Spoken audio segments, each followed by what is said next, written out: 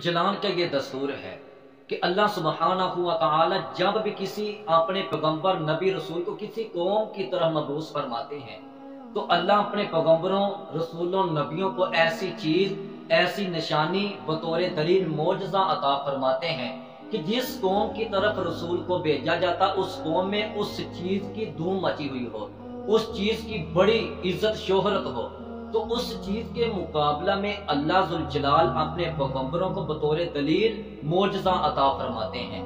हजरत मूसा अलैहिस्सलाम के जमाना में जादू सारी इंतहाई बुलंदियों को पहुंच चुकी थी। उस जमाना में उस दौर में बड़े बड़े जादूगर के जो फख्र से इस जमीन पर चैलेंज किया करते थे कि कोई आए अपने जादू के जोर से हमसे मुकाबला करे, तो उन जादूगरों को बड़ी इज्जत शोहरत हासिल थी।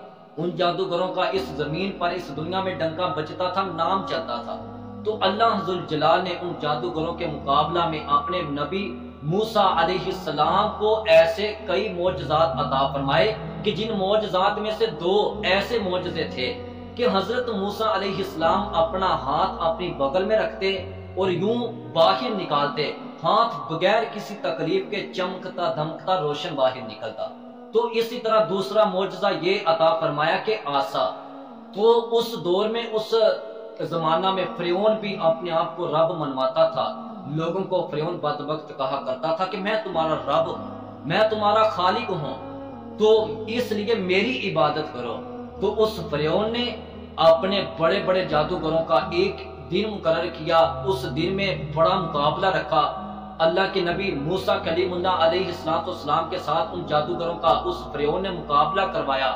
तो उन तमाम जादूगरों ने अपने अपने जादू पेश किए। तो जो अल्लाह ने अपने पैगंबर मूसा अलैहिस्सलाम को आसा मोजज़ा अता फरमाया था, तो अल्लाह ने वही की, ए मूसा इस आसा को जमीन पर फेंक। जब फेंका तो वो आसा एक बहुत बड़ा अस्तहा सांप बन गया।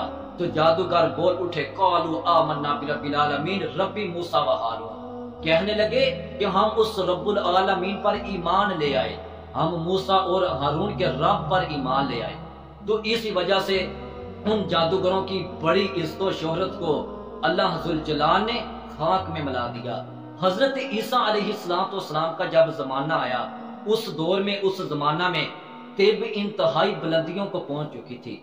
उस दौर में बड़े बड़े हकीम हुकामा के वो भी चैलेंज किया करते थे कि कोई आए हमारे साथ मुकाबला करे।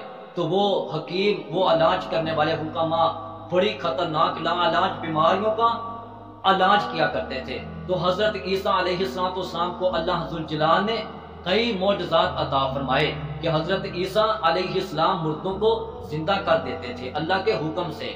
फिर इसी तरह जो इंसान आदमी अंधा होता, उस आदमी की आंखों पर हजरत ईसा अलैहिस्सलाम अपना हाथ फेरते तो वो अल्लाह के हुक्म से शिफा याब हो जाता।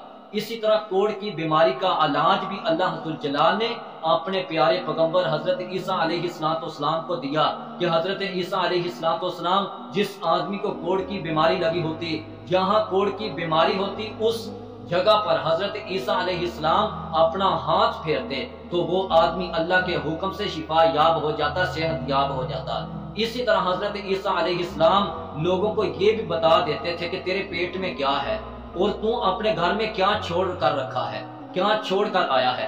तो हजरत ईसा अलैहिस्सलाम अपने हाथों से मट्टी के परिंदे बनाते और उन परिंदों में मट्टी के परिंदे बनाकर उनमें फूंक मारते तो वो जिंदा परिंदों की तरह उड़ने लगते। तो अल्लाह जुल जलाल ने अपने प्यारे नबी ईसा अलैहिस्सलाम को ऐसे मोजज़ात अता किए कि जो उन हुकामा की दस्तरस से मावरा थे। फिर इसी तरह अल्लाह जुल जलाल ने जब अपने प्यारे नबी मोहम्मद करीम सल्लल्लाहु अलैहि वसल्लम को इस जमीन पर मबूस फरमाया, उस जमाना में, उस दौर में, ये जो अरब की सरजमीन है, इस सरजमीन में अरबी दान, अरब के बशिंदे, अरबी बोलने वाले, उन अरबी दानों का पूरी दुनिया में नाम रोशन था कि वो चैलेंज किया करते थे कि कोई आए अरबी जुबान की फसाहत और बलागत में हमारे साथ मुकाबला करे।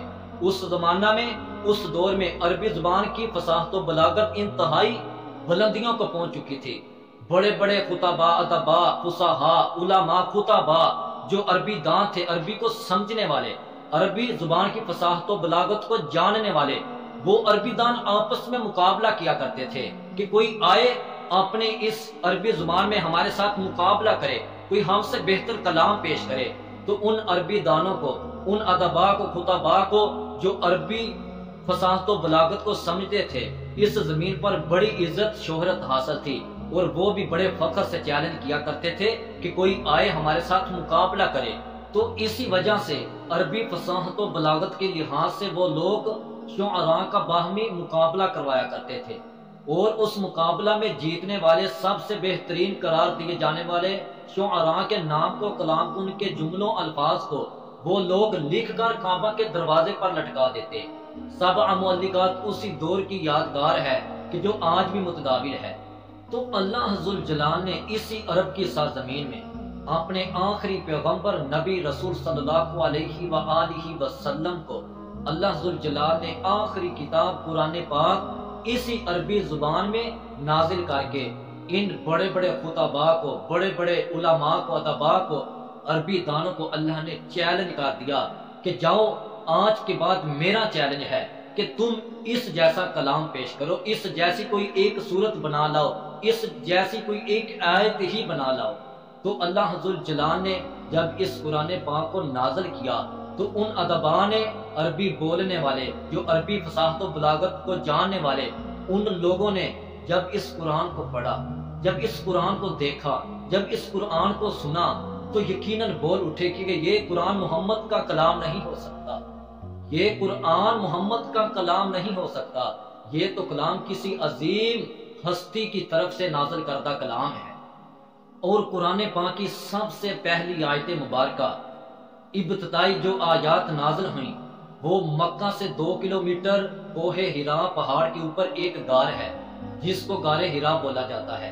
اس غار میں اللہ کے رسول صلی اللہ علیہ وسلم اپنے رب کی عبادت میں مشغول تھے۔ تو جبریل آتے ہیں قرآن پاک کی ابتدائی سب سے پہلی وحی، پہلی آیات لے کر۔ تو اس دن اللہ کے رسول صلی اللہ علیہ وسلم کی عمر مبارک 40 سال قمری لحاظ سے، 40 سال 6 ماہ اور 12 دن تھی۔ تو جب یہ قرآن نازل ہوا، اس قرآن کے ذریعے اللہ کے رسول صلی اللہ علیہ وسلم نے مکہ میں تبلیغ کا آغاز کر دیا۔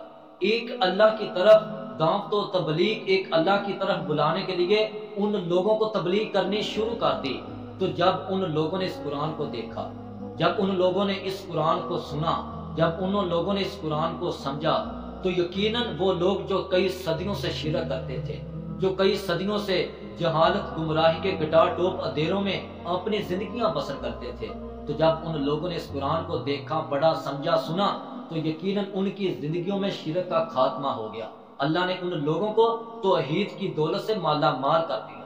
تو اسی طرح کچھ ایسے بدبخت ظالم تھے کہ جن لوگوں نے حضور کریم صلی اللہ علیہ وسلم پر الزامات لگانے شروع کر دیے، اعتراضات کرنے شروع کر دیے۔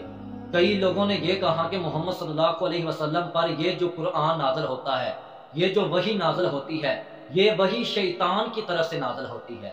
اور کئی بدبختوں نے اپنی زبانیں یہاں تک کھولی، انہوں نے کہا کہ محمد صلی اللہ علیہ وسلم یہ کلام، یہ قرآن کسی سے سیکھتا ہے۔ اور کئی لوگوں نے کہا کہ یہ محمد صلی اللہ علیہ وسلم یہ قرآن خود بناتا ہے، خود جوڑتا ہے، رات کو بیٹھ کر محمد صلی اللہ علیہ وسلم قرآن کو جوڑتا رہتا ہے اور یہی قرآن صبح ہمارے سامنے پیش کرتا ہے۔ تو ان لوگوں نے طرح طرح کے تانے مینے مارے، طرح طرح کے اعتراضات، الزامات لگائے۔ اللہ نے کہا، اے میرے پیارے نبی صلی اللہ علیہ وسلم، گھبرائیے مت، میں ابھی ان کی زبانوں کو تالے لگا دوں گا۔ اللہ نے اعلان کر دیا، چیلنج کر دیا، وَإِن كُنتُمْ فِي رَيْبٍ مِّمَّا نَزَّلْنَا عَلَىٰ عَبْدِنَا فَأْتُوا بِسُورَةٍ مِّن مِّثْلِهِ وَادْعُوا شُهَدَاءَكُم مِّن دُونِ اللَّهِ إِن كُنتُمْ صَادِقِينَ، کہ اگر تم اس چیز میں شک کرتے ہو کہ جو چیز میں نے اپنے بندے محمد صلی اللہ علیہ وسلم پر نازل کی، اگر اس چیز میں تم شک کرتے ہو، بِسُورَةٍ مِّن مِّثْلِهِ، تو جہاں تم بھی اس جیسی کوئی ایک صورت لے آؤ اگر تم سچے ہو۔ تو اللہ نے چیلنج کر کے اعلان کر دیا۔ پھر اسی طرح ایک اور اللہ ذوالجلال نے چیلنج کیا، قُلْ لَا إِنِ اجْتَمَعَتِ الْإِنسُ وَالْجِنُّ عَلَىٰ أَن يَأْتُوا بِمِثْلِ هَٰذَا الْقُرْآنِ لَا يَأْتُونَ بِمِثْلِهِ وَلَوْ كَانَ بَعْضُهُمْ لِبَعْضٍ ظَهِيرًا، کہ جاؤ پوری دنیا کی کائنات کے جنات اور انسان مل جائیں اور اس جیسا قرآن بنانے کے لیے اپنے اپنے مددگاروں کو بلا لیں تو اس جیسا کوئی قیامت کا قرآن نہیں بنا سکتا، کوئی اس جیسا کلام نہیں بنا سکتا۔ تو اللہ نے اسی طرح قرآن پاک میں 4 مقامات پر چیلنج کیا، اور اس چیلنج کا جواب قیامت تک دنیا کی کوئی طاقت نہیں دے سکتی۔